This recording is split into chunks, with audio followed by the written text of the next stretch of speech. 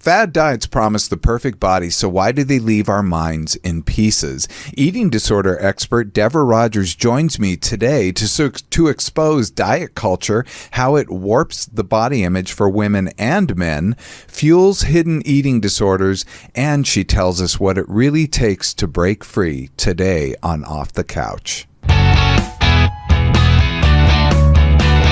And welcome to Off the Couch with Dr. Greg, where psychology meets everyday life. I'm Dr. Greg Cason, psychologist. I'm here with Brian Gomez, producer. Happy Monday, you guys. We have Tony Sweet on the board. Hello, hello. Hi, Tony. So good to see you here.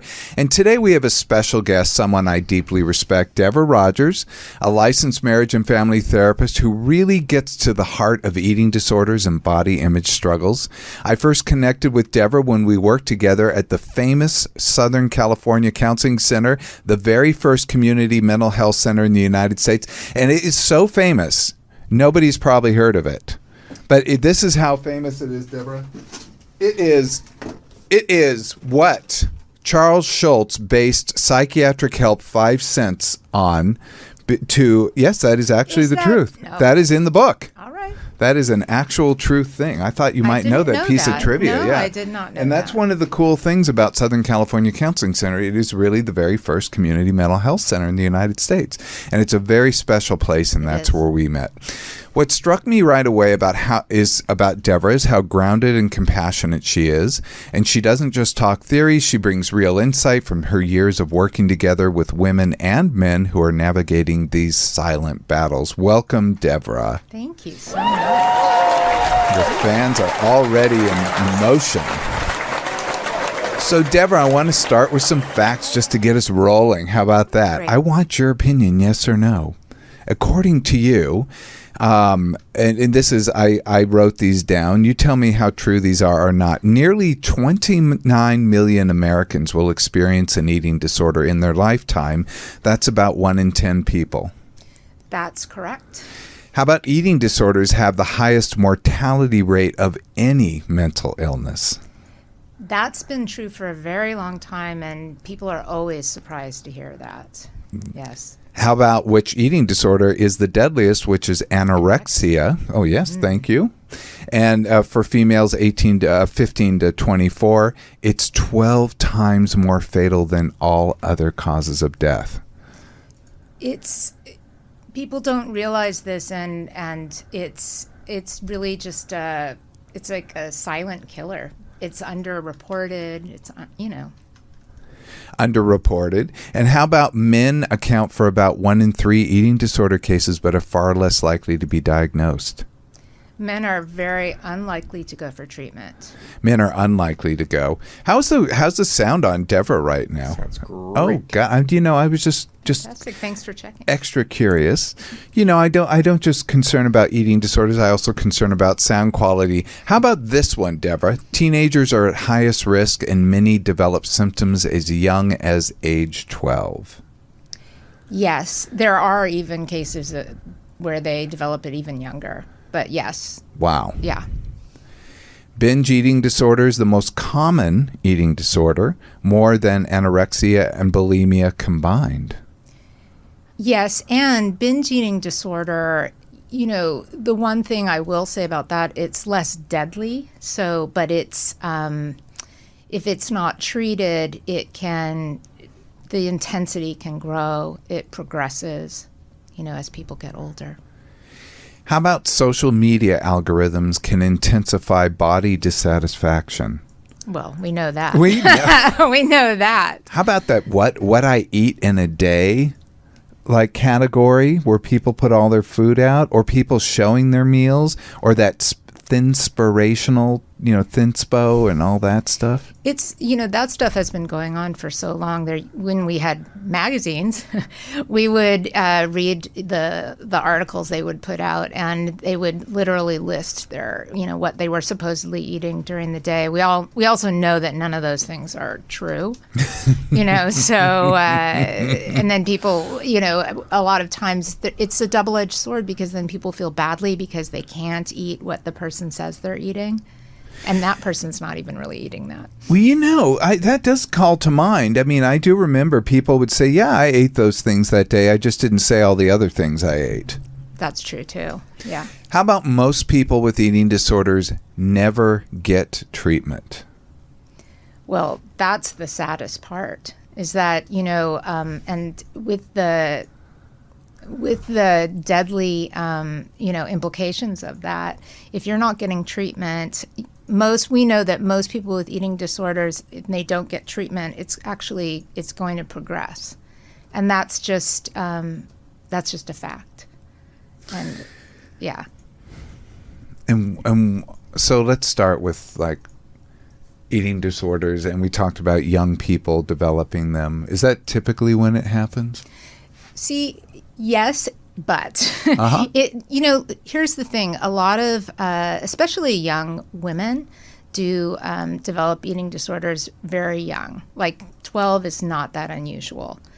But the issue, though, is that some people develop it much older. So, say, for instance, there might be someone who starts participating in a sport that has a weight requirement. So that really triggers the eating disorder and the sports that are notorious for that are kind of individual sports, so gymnastics, cheerleading, wrestling too. Wrestling is a huge one, and and it's notorious for binge purge behaviors. Because in wrestling, you especially have to very much control your weight because you have weight class. Jockeys also. Oh, of course. Ballet dancers. Oh my God, yes. These are the ones that we really, we see a lot of, especially if you work in treatment, you'll see a lot of people coming from these backgrounds. Wow. So let's talk about working in treatment, because you worked in treatment for a while. Talk about your experience. When you work at a treatment center that specializes in eating disorders, one thing that you have to be aware of is even if you've worked in a clinic, let's say, with people who come in who maybe have an eating disorder, the acuity is much higher at a treatment center. And I frankly, when acuity means that the problems are much bigger, basically. Much bigger, yeah, this is just saying it's like their life functioning is not so great. Exactly. Activities of daily living, kind of out the door. And the problem is that so people come in for treatment, and what we want to see is people come into these places for treatment. Also, when I refer people who I can't treat out for treatment with other therapists, I always want to refer to a therapist who has worked at one of these centers, because they're the ones who really have seen it all. And it's such a specialized field. To be working with people with eating disorders, it's very specific. Oh, I can imagine so. Yeah. And I remember visiting friends of mine in eating disorder treatment. It was actually people I knew from college and high school. Of course, And even one childhood friend I visited in eating disorder treatment. And it was always interesting because I was kind of surprised by just basically what was.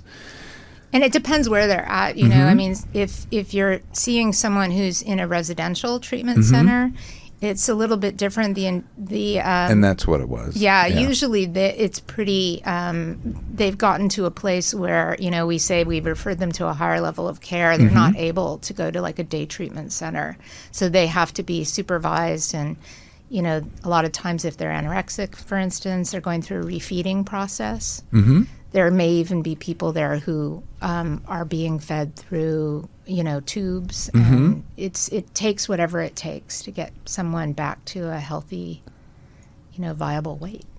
So let's talk about the different types of eating disorders. Let's just kind of break them down, all the basics. So what are the basic eating disorder categories? Anorexia nervosa is basically restricting your food.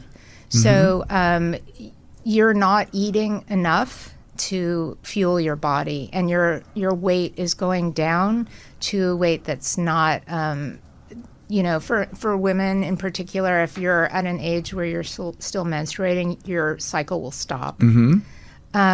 So that can adversely affect, like if later on you want to have children, that could be adversely affected. The other thing that happens is like when you're not taking in enough calories, your cognitive abilities, diminish. Yeah, that does come back when you get into recovery, but it can be pretty profound. It's like circular talking and thinking and perseverating happens more like frontal lobe dysfunction. Yeah. Okay, interesting. That's why a lot of times if someone comes and wants to do therapy and they're really very, we say very much into their disease of anorexia, you have to send them to treatment first so they can restore to a level where we can actually do the therapy. And just a note on anorexia. I remember working in the hospital once. I talked to you about this case. I worked in the hospital once, and there was a woman there who was anorexic, and the staff, the psychiatric staff, was trying to get her to eat, and what they tried to do is get her to drink basically a sip of those little Ensure cans. Just a sip. And that was incredibly difficult to do. Yeah. So, and I just remember this. I was just part of the team doing rounds, so I was just observing, so I didn't do any treatment or talk to this person. But one thing that was apparent as part of the rounds and that was talked about is that she was extremely engaging and almost distracting to the staff and would talk to them. Yes.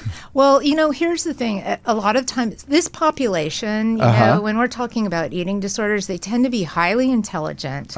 Yes, and she was very verbal.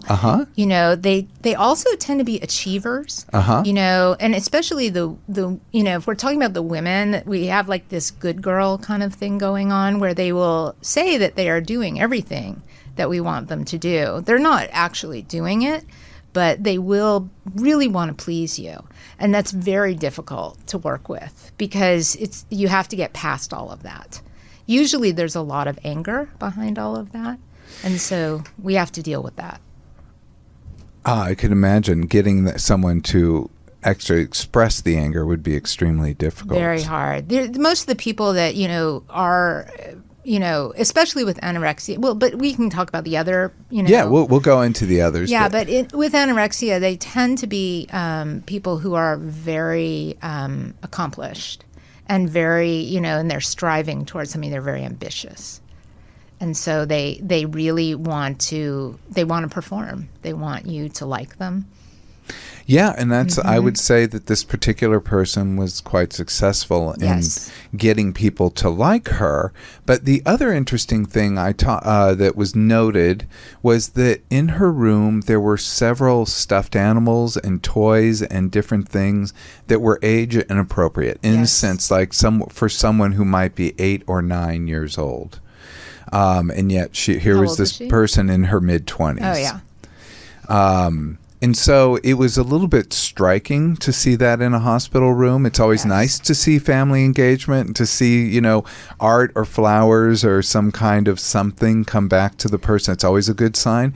But the family, what they brought in were things that were more age inappropriate. Well, there is kind of an infantilizing thing that happens a lot of times with these patients. And also you'll hear sometimes their voices or they will put on a very kind of high-pitched voice or a young voice. And a lot of times we'll want to, pay attention to that, what's going on right now. And one way to actually ask them is like, how old are you feeling right now? What a great question. Yeah. How old are you feeling? Yeah. And sometimes that really cuts through. They can really focus on that. Huh. Yeah. What are the other types of eating disorders? So the other one that we see a lot is bulimia nervosa. And that is... It's overeating and then purging, but it doesn't have to be necessarily purging by vomiting. Sometimes it can be purging by over-exercising. So the person will take in just a tremendous amount of calories and then feel like they have to get rid of them. And if a lot of times people can't vomit, so they will go on these extended exercise. So it'll be characterized by intake of food and then some kind of purge cycle, but it could either be vomiting or exercising. Yes, yeah, or they will also. A lot of people too. They'll take diuretics, anything to get rid of whatever they've taken in. And laxatives. That's the Karen Carpenter. Sure, lots of laxatives. Yeah, which is really also is very dangerous. It really upsets the body. I've always wondered, there must be some success that comes from taking laxatives or diuretics or exercise. It's very short term. It's short term. So what happens is that, it stops working. Most people who have bulimia nervosa are actually an average weight. They're not usually underweight or overweight. They're usually pretty average. You can't really tell a lot of the time. And the things that we do see are swollen glands. And sometimes there will be calluses on their fingers from purging. And in the teeth. Teeth are a real problem. Dentists are actually, a lot of times first reporters. Yeah, dentists will definitely, especially if someone's a minor, will probably tell the parents, and that's sometimes how someone will end up in treatment. I always heard when I was in school that eyes are the windows to disease, but also the dentist and teeth that are the first often to see things because, we don't usually get an eye exam unless you're going to the optometrist. Yeah. But, the dentists really see a lot of first signs of a lot of things. And a lot of the patients that you see in treatment, if they're, if they've been purging for many years, they will have, after they go through the recovery process, will have a lot of dental work to do. Wow. Because they've done so much damage. Because the purging gets rid of the enamel on the teeth and they deteriorate. And what else is there? Because there are other types of eating disorders. So there's, you mentioned binge eating disorder. Yes. And that's just basically eating, not eating because you're hungry, eating just to eat. And it's... Which I do all the time. Well, No, seriously. Yeah, it's there's a difference, though, between, like, overeating. That's a little bit different. Binge eating is usually tremendous amounts of calories. And it's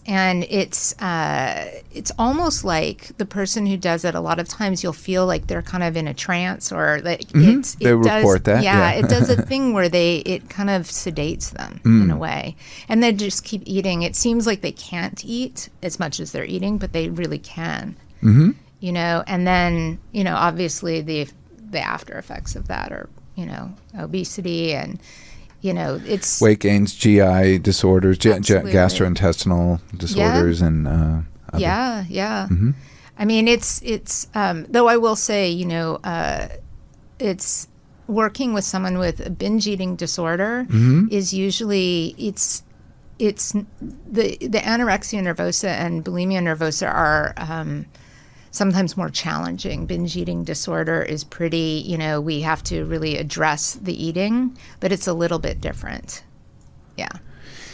And so those are the big three, but there are others. Yeah, there are more. We don't hear about them as much. There's one that is actually relatively new. I don't think it's in the DSM yet, but it's orthorexia. Tell us what orthorexia is. So orthorexia is a preoccupation with either eating so-called healthy foods or being healthy. Oh, geez. And it usually ends up, you'll see these people, they'll talk about the evils of gluten or sugar or, whatever the current thing is, someone who's, any specialized diet is usually, it falls into this category. And so we try to be, it can be really damaging because it becomes very obsessive.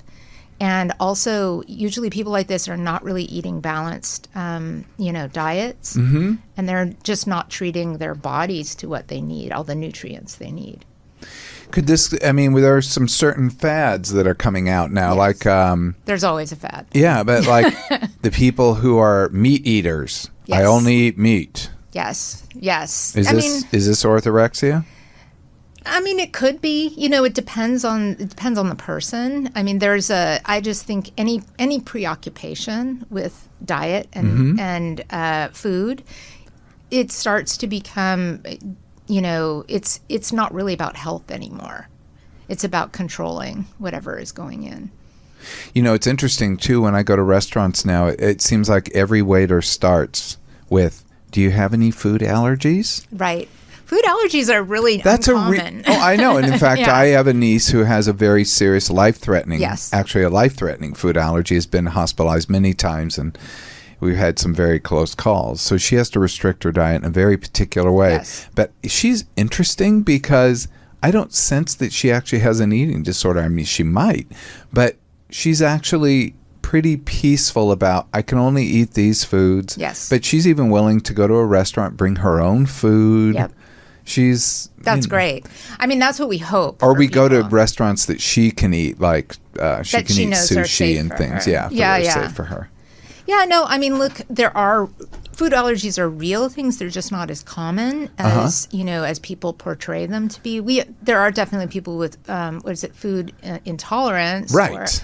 But that's different. And that's not life-threatening. No, because I actually have one of those with sugar alcohols. I get extreme stomach cramps. Yes. So I try not to ever eat them. Like that's erythritol for someone who's looking, and that's in diabetic foods and candies. I mean, certain things. So I try to always stay away from those because they just always disrupt me. But I don't feel life-threatened around it. And I don't actually generally tell a restaurant that I have that. Well, you know what to order, right? Yeah. I try to. Well, look, I mean, I think also the thing about the food is that you can tell when someone actually does have an eating disorder because the intensity of the way they talk about food is very different than just someone who, like what you were just talking about. Yeah, I've gone out with friends with eating disorders, and and they're very. I just can't, I guess I have to be somewhat general here to say the focus on your food is big. The focus on the food in general is big. Yes. The ordering is intense. And then the non-eating of the food seems to have a whole ritual around it as well. Mm-hmm. Meanwhile, I'm just scarfing something down, and I'm wondering, what's going on here. Yeah, I mean, look, it's a way of controlling the environment. It's a way of feeling safe. Uh-huh. So food takes on a different role. It's not really about food anymore. That's how they control what's going on around them. It makes them feel okay. And tell me about, I want to ask more about the eating disorders, but just as long as we're now. right here, tell me about this behavior. Trying to give other people things to eat. Well, I used to have a roommate years ago. This is a, just a long story short, this wasn't my roommate. It was a former roommate of the roommate I had. So this is a person pretty removed. Right. She had anorexia, but she was a master chef who could cook entire meals for this household. And she said there was nothing that pleased her more than to feed everybody else. And of course, a bunch of guys. They're all going to eat. They loved it. Of course. Well, here's the thing. That's not as uncommon as you might think. And a lot of people, especially with anorexia, derive a lot of pleasure from feeding other people. Also because it's at least, they're watching you eat what they made. It makes them feel good. It also, they don't have to take in the calories. So they're not worried about gaining weight in that moment. But it's it's a vicarious pleasure, right? It's sort of like food porn. I mean, I don't know if I'd go that far, but there is definitely some satisfaction that they derive from watching other people eat what they've created. They're food voyeurs. They are, and bakers too. A lot of people like to bake for other people and really enjoy watching other people eat. God, because I loved baked goods. Oh. So tell us what other types of eating disorders there are. There are there are a few others. There's one called pica. Oh, pica. right? And it's We always learn about this in mental health. It's a big one. Yeah. I mean, you learn it. it's part eating of, non-food, part of the fun, right? So it would be eating things like paper. You know, and it just kind of sometimes people want to do that because it serves a purpose, like it fills them up, and they're not eating, and it's obsessive. Yeah, and there's also there are people who will do the chew and spit. Oh, the You know chew and about that? spit. The chew and spit? No, tell us about the chew and spit. Chew and spit is, just what it sounds like. They will go to different restaurants and buy whatever food and chew it up, spit it back out. And I once had a patient who told me that she just drove around for hours doing that. You know, going to different restaurants and buying food and chewing and spitting it And where did she put this food? in a cup. In a cup that she kept with her? Yep. Okay. Yep. And then she'd throw out the cup, start all over again. Wow. Yeah. So this allowed her to have the pleasure of tasting the food without Exactly. actually swallowing. and Yeah, gaining. not getting calories. It's actually, though, there is a health consequence of that as well, Uh-huh. because what's happening is your body thinks that it's going to be getting food. So you're- all these acids in your stomach are like gurgling up, And and the then there's insulin. nothing coming. And so it's pretty awful, you know? Wow. Yeah, it messes up your whole digestive system. Wow. Yeah, not as well known, but it's out No, there. no, chew and spit. I actually was not familiar with, so I'm always glad to Learning learn. something new. Always glad to learn. What were we missing any, or is that did we hit all the biggies? Because we I'm hit the sure there, biggies. I'm sure there yeah. are shadow ones out People there. do all sorts of stuff with food, but yeah, those are the main ones. Brian, do you have questions about this? Not yet. I'm just taking it all in. I'm like shocked with like watching everything your I'm face. learning. Yeah. But the thing is, I can't help but think that everyone listening, including myself, is thinking, "Oh, do I have a problem?" I literally Right. thought the same thing when you said about working out after you eat a bunch. So I'm like, is this me? And I'm like, when you said it's like a normal weight, I'm like, is that me the entire time? Well, okay, so the way that, in therapy, I'm sure you would agree, like the thing that we look for is what gets in the way of the way that you're living your life. Like, does it get in the way of your work? Does it get in the way of your school? Does it, these activities of daily living, is it messing those up? That's what we really look for. So, I would say if that's happening, yeah, it's something to look at. But if that's not happening, then, You don't cross over into the eating disorder category. You may have an eating issue or an eating concern. We call it disordered eating. Disordered eating. We just flip the words around. We flip the words around because we can't really, if we went into the DSM and we looked up, say, bulimia nervosa, we wouldn't necessarily see that you meet all the Criteria, criteria yeah, for yeah. it. So we say, okay. You're no. sub-threshold. But there's, maybe it's something to look at. Okay. Yeah. Yeah, that's very interesting. And I was at Disneyland yesterday. I mean, Shocking. First of all, I do these things. Anyway, first of all, preparing for this topic today, I saw Brian, and I'm like, Brian, you've lost weight. And sure enough, he has. And then I went into something called a shame loop all by myself. And let's talk about shame loop. Because I was buttoning my pants this morning. First of all, I put on gray pants. Yeah. And I couldn't button them. And then today, and so I switched to the jeans. Got it. Jeans are malleable. You can stretch the hell out of them. And sure enough, I did. My dad pants are now skin tight. Okay. So, I know my day at Disneyland probably didn't help, but in general, I saw lots of thin people eating ice cream yesterday. Yep. So I have to say I became super hyper aware doing this topic today. Like, oh no, do I have a problem? I like that you talked about ice cream because I think that ice cream is a really important, this is one of those I focused right in on them. Yes, of course. But here's the thing, no meal is going to be the thing that ruins our figure, right? There's not one meal in the world that is going to do that. And this is really about, balance. And I hope that everyone has ice cream Well, I continue regularly. to. That's my hope. Yeah, I mean, You know, it's hasn't because stopped me. yeah, because well, but the thing is that we want people to have, you know, we want them to enjoy their meals, enjoy their food, right? It's really important, but it's like, is it becoming your entertainment, or is it you know? And then we have to take a look at it, like what role is it playing in your life? Are you asking me? No. Oh, okay. Just putting it out there. Because I could answer. I mean, ice cream, I just genuinely enjoy it. Yeah. And a hot day, it's so good.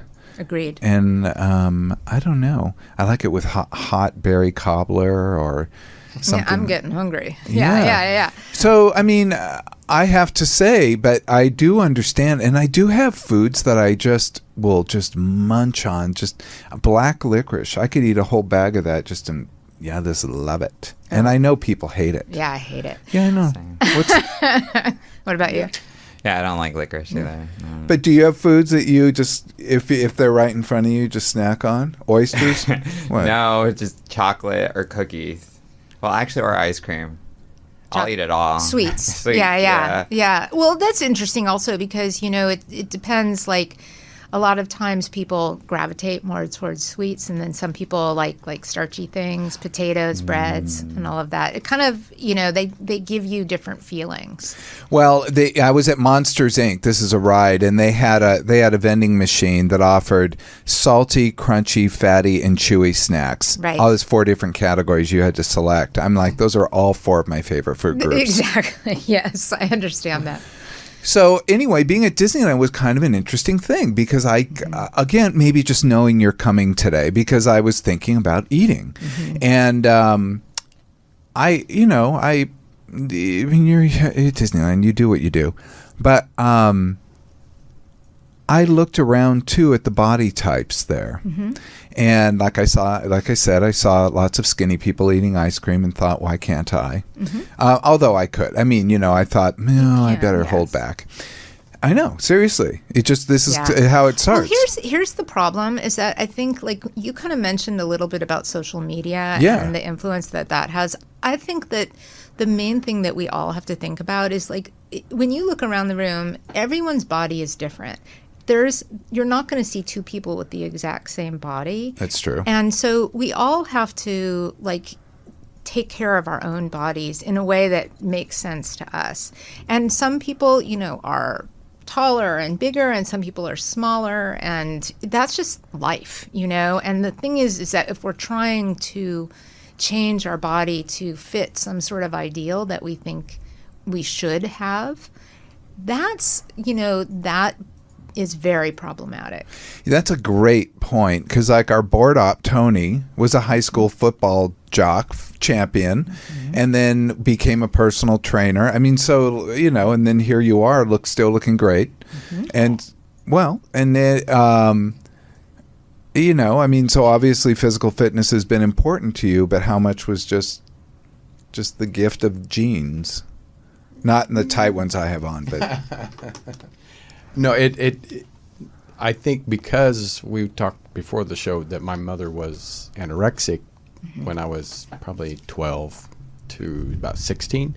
Right. So for years she went through, therapy and actually in mental institutions. She was at the VA mental wards and stuff like that. But she also, how she took it, my dad found like a huge box full of X-Lax.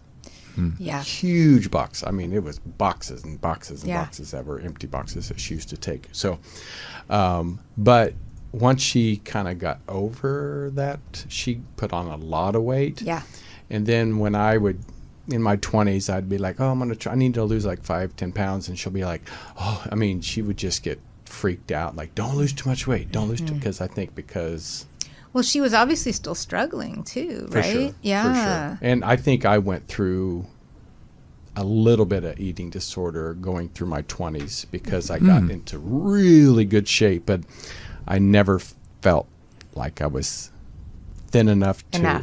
enough. And so I got down like 170, and people were like, "Are you okay?" Yeah, that 170 on me. That would be very, very lean. Yeah, 170 on me was like Skeletal. I looked sick, and so I finally, and now in my 50s, where I feel like I'm not the shape that I used to be, which 50s you're not, but I feel more comfortable in my skin now than That's I ever the have. hope. That's the hope, is that Yeah. all of us feel good in our bodies. Yeah, even You though I have a know? little bit of layer, I'm like, I don't care. I feel good. It's really what we're talking about is health over. So it's like function over like the Yeah. what we're seeing. We really want, a lot of times when we're working with people in treatment, we want to make sure that we're always getting them to the doctor to get blood tests done and everything, because really that's our optimum goal. It's not a certain weight ever. What we really want is we want them to their bodies to function properly. Yes. Yeah. And so, I mean, and when you have for instance, anorexia, your levels are crazy. Everything is off. Weirdly enough, a lot of people with anorexia have very high cholesterol. It's just everything goes haywire. But how does it develop? Because I had to wonder, gosh, am I being overly obsessive? Or is this just a temporary thing and I'll be on to the next thing by tomorrow?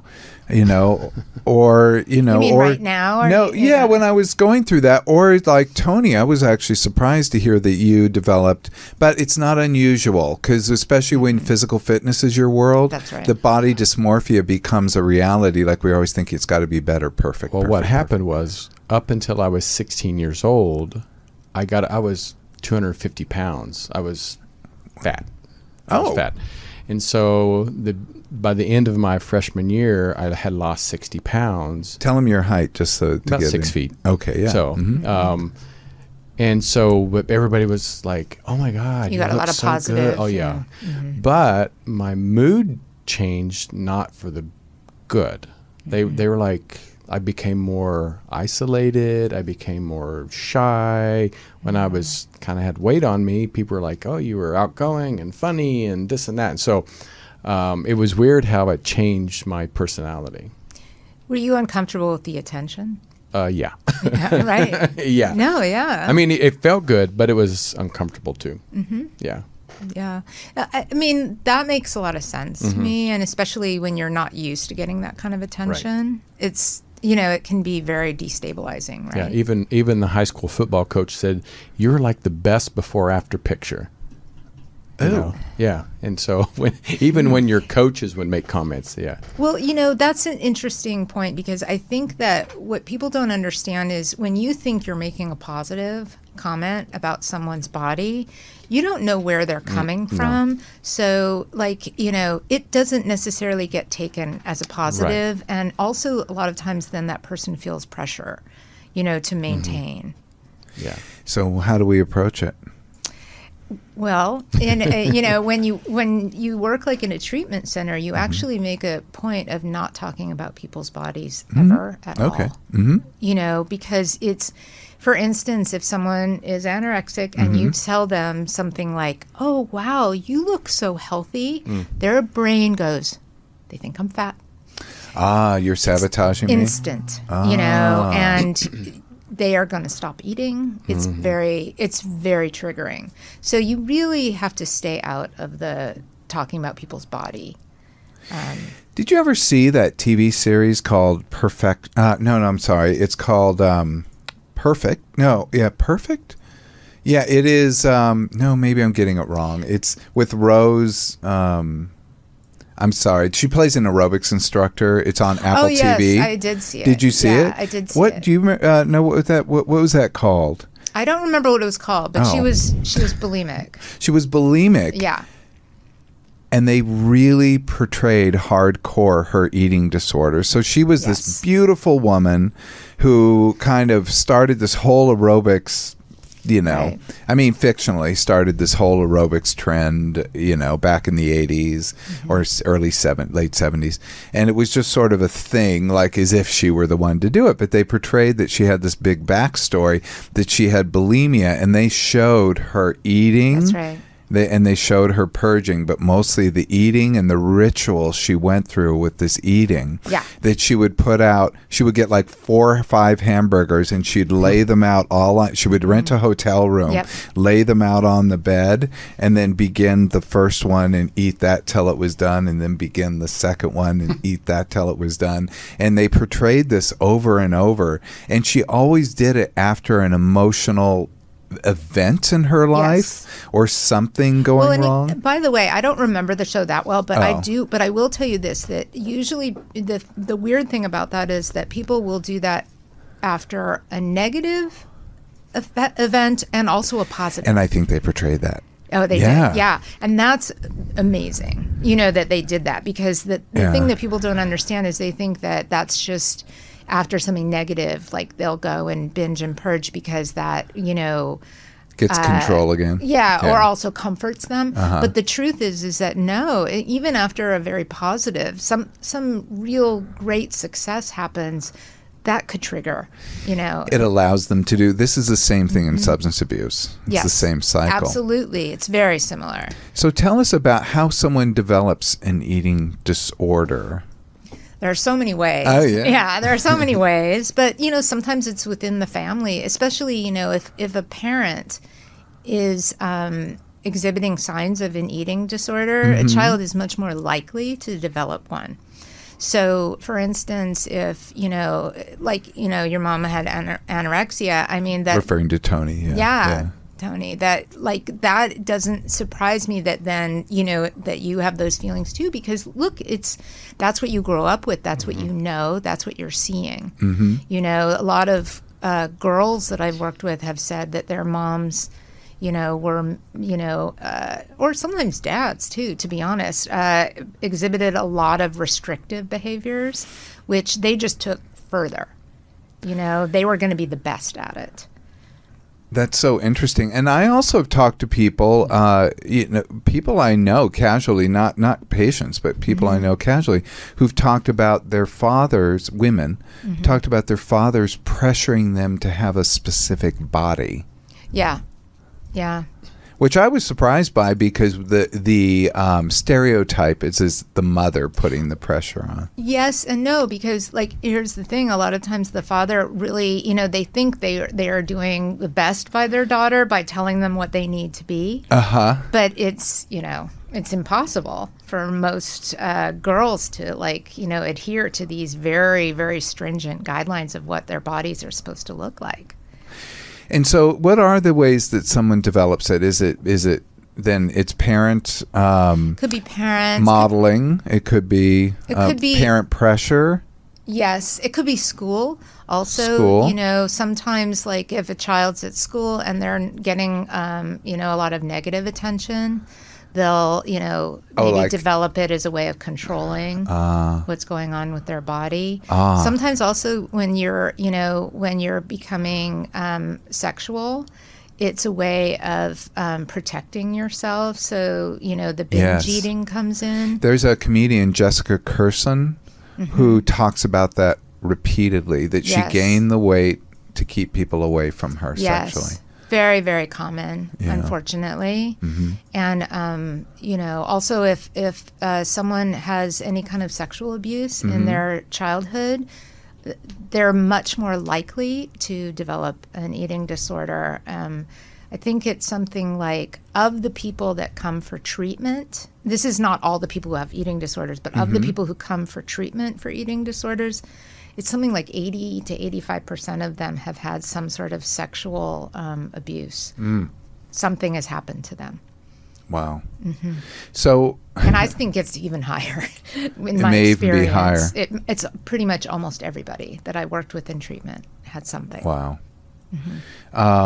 And are there other things? Are people ever biologically predisposed to eating disorder? Yes. I think so. And, it's kind of like substance abuse. If we go and we do a genogram, which is kind of like a family tree, right? Yeah, she's smiling because it's kind of a therapy inside word. Yeah, It's a- and we'll actually color code it to like all the things that are in the family. For instance, eating disorders, substance abuse, all of these things, and we'll see patterns. So we definitely know there's some sort of genetic predisposition towards it. It just kind of it's not just having that, but also maybe something else that happens in your life that just brings it on. And how much has to do with cultural factors? Because Brian and I were talking about that, actually, at least we see a difference in very poor countries versus industrialized or wealthier countries. Well, that's unknown actually. It is unknown? Yeah, we don't really know because there are, it's underreported in so many areas. And Okay. I mean, there was actually a woman I know who wrote a book, and it was called something like I can't remember, but We're having a lot of memory lapses today.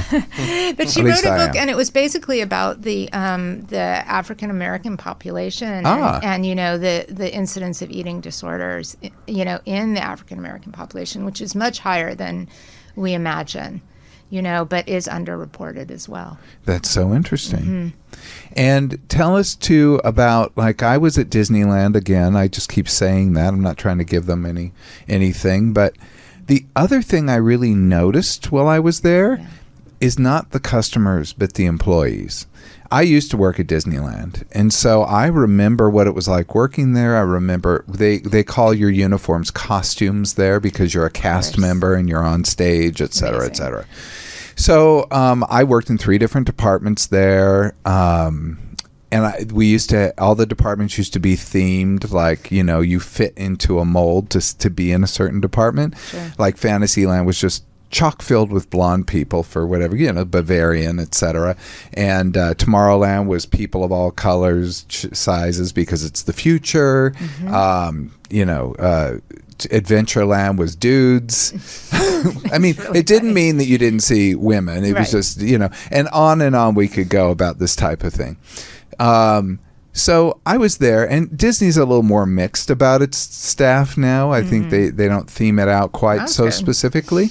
But one thing I did notice, and I don't think this is Disney's issue, because I don't remember employee body types being the same when I was there, that people were much heavier than they once were. And so a question came to my mind is, how much of this has to do with our food supply, cultural issues? Are things different? Because I remember, when I worked there 40 years ago, it looked different. Well, I can't really speak to, because that I don't know the statistics. No, but, I don't but know I will, any. Yeah, but I will say that the one thing I have noticed, and I think you'll notice it too when you go into stores and see, there's a lot more inclusivity of different body types. And I think that that's a real positive thing, because, Oh, absolutely. Because we get to see, like, I remember being a little girl and, like, if I mean, short Jewish girl, right? Not particularly athletic. So, but smart. But I remember going into stores and I would see, all the models really, there were never any that looked like me. It was Wow. and it was not something I could aspire to. I was never going to be a tall, blonde, athletic girl. Never gonna happen. So I think it's a positive thing. And I think, in terms of body sizes, I don't really know. I don't have that information. Well, I didn't know. I mean, Yeah. and I know you didn't work there, so it's not Right. like a thing you would know. It was just it struck me, and it's a question that I have open, Yeah. because it was a then and now comparison. And I know Disney operated differently back then. Like I said, they cast people very specifically, Yes. so they might have been very restrictive about body types. Well, that's back what I then. wonder. Yeah. But at the same time, people do, and by my naked eye, look different than when we were kids. So, or at least when I was a kid. So I'm just wondering, Yeah. The is only there thing something about our food supply or something that might be a piece of this? I don't know the answer to that, but I will tell you that I do know that the advertising has changed, that we are definitely seeing, different types of people around us, which is great, I think. Yeah. Yeah, I think it is great too. And tell me also about this new political movement called MAHA, which is called Make America Healthy Again. How is that? Is that helping or hurting?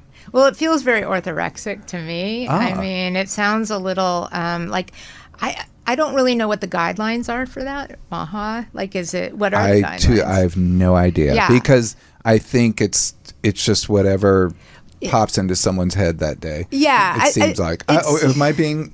But it's just. I mean, I've not been No. able to figure it out either. The reason why I ask that is because, working with people with eating disorders, health, we always really go back to function. Like, how is the body working? Is it working well? If it's working, then you're healthy. Like, if it's not working, you're not healthy. And this whole issue of crunchy moms, have you heard of that? What's that? You haven't? What No. is that?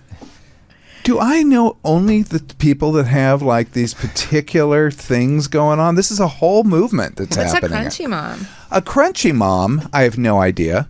Is there anyone who knows the definition? It's just basically these moms who are anti, I don't know, health establishment.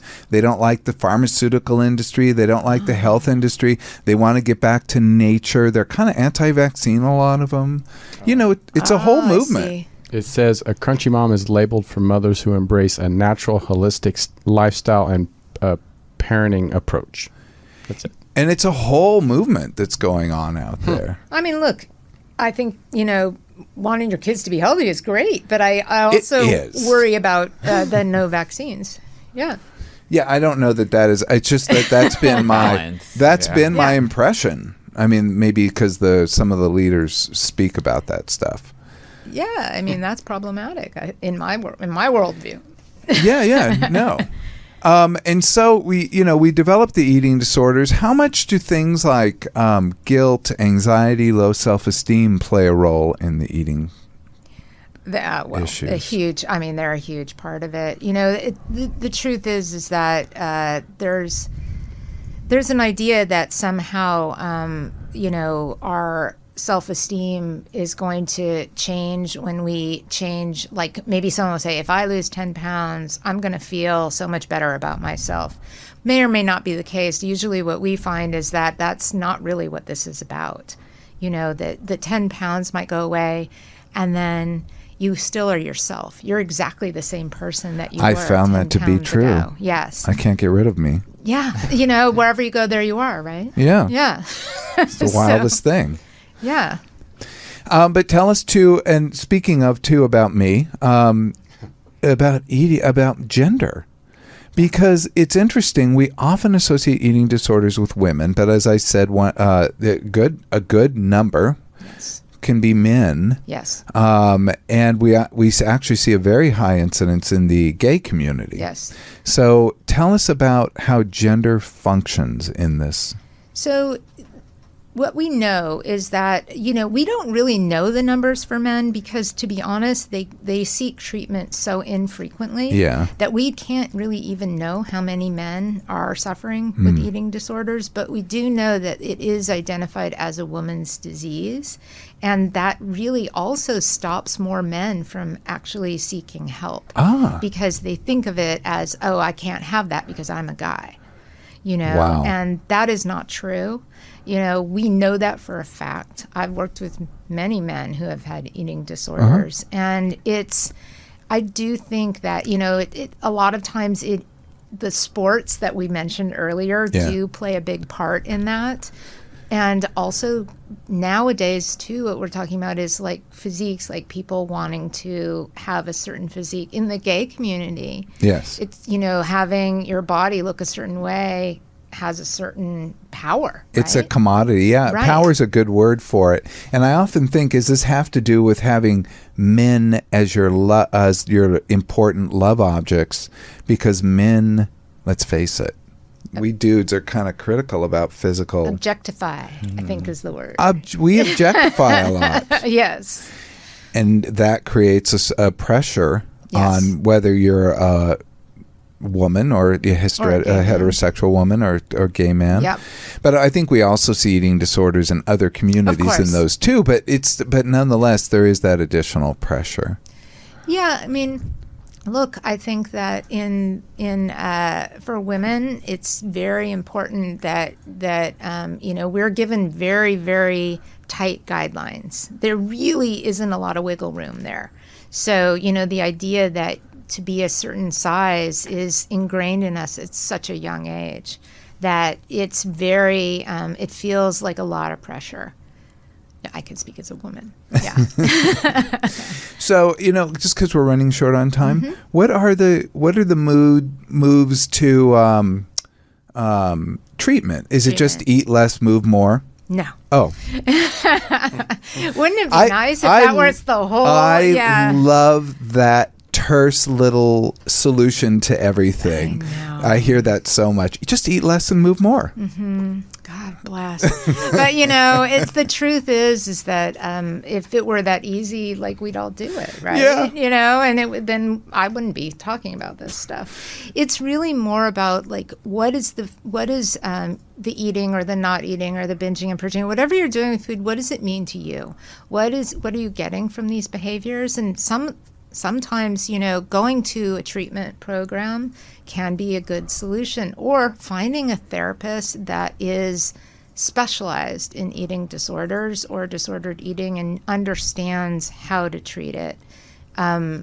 In addition, I usually recommend that someone get some sort of nutritional help, but making sure that you go to a registered dietitian. Yeah, someone preaching to the choir. Yeah, someone who's good. very educated, and also someone who specializes, because not all dietitians specialize in eating disorders. No, as well. and that a lot of people call themselves nutritionists are not registered dietitians. This is a specialized training that people get, and then they become certified, Correct. licensed, really, registered. I don't know that they do get a state-specific certification that Yes. says that they are qualified to do this type of work. Yes, there is. There are qualifications for that certificate, and it's really important that you don't just go to a nutritionist who just hangs a sign up and says they're a nutritionist. Or has an Instagram profile. These are not necessarily, dietitians, and we just want to find out, like, what is your training? Mm-hmm. And also, are you, certified by the state? Excellent. Mm-hmm. Good. Yeah. Yeah, and then go to treatment, and then treatment just, a couple weeks and you're out? Wouldn't that be nice too? Yeah, look, here's an issue with treatment is that usually if you do have decent insurance, it may be at least partially covered, but it is very expensive. So there are a lot of alternatives too. There are also 12-step programs that you can join. Oh, like OA or Overeaters Anonymous? Overeaters Anonymous is everywhere, and you can go to online meetings, and they offer a lot of support. And they're not all created equal, so you have to find meetings that work for you. But that's an option, and it's no cost to you. I would say getting a therapist would probably be really important, especially if you are restricting or binging and purging. Just to know you're not alone. Absolutely. I mean, my God, because build community. It's really important. If you can, if it's going, to a support group or some place where you can talk to people who understand what you're going through is vital. Yeah. And what would you guys suggest, like if one of your friends has an eating disorder, and like how do you approach that, or what can you do to help? That's a good question. Look, it's really difficult, especially if someone's in a very if someone is restricting very, to a place where they're at an unhealthy weight, then, maybe finding out if they have family who support them and getting in touch with them. It's very difficult to approach someone who's in the throes of an eating disorder because they're probably going to tell you they're fine. So the best thing that you can do is just be supportive of them. There's not a lot that a friend can do really to change what someone else's, someone else's behavior. And I always say that people know. They know themselves what's Yes. going on. Where people often think like someone's obese, that other people have to tell them they're No. obese. They already know that. Yes. Or if someone's very thin, they already know that. I mean, they know what's going on, Yeah. but they, It's painful sometimes to watch people we love, suffer, but the Yeah. truth is that we can't really change them. They have to want to make the change. Yeah. well, thank you, Deborah. How do people get in touch with you if they want to explore this further? Oh, they can go to my website. Your website? Yes, DeborahRogers.com. And let's spell that for the folks. Wait, I was spelling it for you. Here, go You ahead. want me to spell it or you can spell it? Test me. Okay. DEV as in Victor, ORAHROD As in as in David. Dick, or David. Okay. GERS. That's right. .com. .com. DeborahRogers.com. Yeah. Yeah. And you can get in touch with me there, and I'd be happy to talk with you. And, if I can point you in the right direction, I'm happy to. That's wonderful. Thank you so much for coming. That was really valuable, really interesting, and we'll have to have you back again. That sounds great. Thank you, everyone. Wow, that really, I'm so surprised we ate up that. Wow, that was not, that double entendre was not meant. It's okay. That whole hour. But thank you so much. Thank you. Next time we come, just to like, subscribe, to give us 5 stars. I can't even remember where my stuff is. To like, to subscribe, to give us 5 stars. If you have any questions, please contact Deborah, DeborahRogers.com. Also, you can go to our YouTube site for show notes, which will include a bunch of research we have about eating disorders, as well as some links, and certainly to Deborah Rogers. You can go to youtube.com/Dr. Greg. Until next time, can you do this with me, Brian? Until next time, this is Dr. Greg, Brian, and this is eating disorders expert Deborah Rogers and Tony Sweet bidding you farewell. Be present, be flexible, and be kind.